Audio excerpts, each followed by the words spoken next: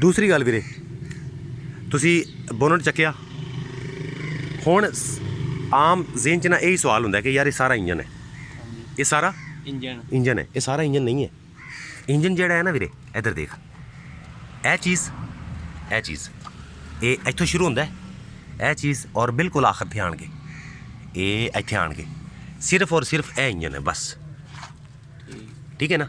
इधर आ जा, अगे आ गया वीरे, इत्थों जिहड़ा है ना क्लच शुरू हो जाता है, क्लच ए गेयर बॉक्स हो गया। इंजन अलहदा है, फिर एक दूसरी किस्म अं समझ लै कि किताब के दो वर्के ने, एक तो इंजन लिखा हुआ है, दूसरे वर्के ते की लिखा हुआ है, क्लच ए वाला, गेयर बॉक्स, डिफरेंशियल, एक्सल ते रोड व्हील, दूसरे वर्के ते चीज़ा ने। गल समझ गए। अगर खराबी आ गई वर्के एक दे पहले वर्के इंजन गड्डी नहीं चलेगी।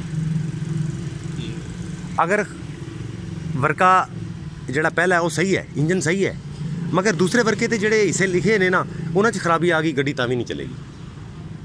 गल समझ गए। असीं कहने ना यार भी मैं अपनी गड्डी दे विच ना, मैं महरान दे विच मैं ये इंजन निकलवा के ना मैं आटो इंजन रखवाना चाहना, आटो इंजन। फिर वो पता की करेगा, वो इंजन भी चेंज करेगा तो गेयर बॉक्स भी चेंज करेगा। गल समझ गए। अगर उनके जेहन च आया कि यार मैं सिर्फ और सिर्फ इंजन चेंज करवाना है और मेरी मैनुअल गड्डी है, वो सिर्फ इंजन चेंज करवाएगा।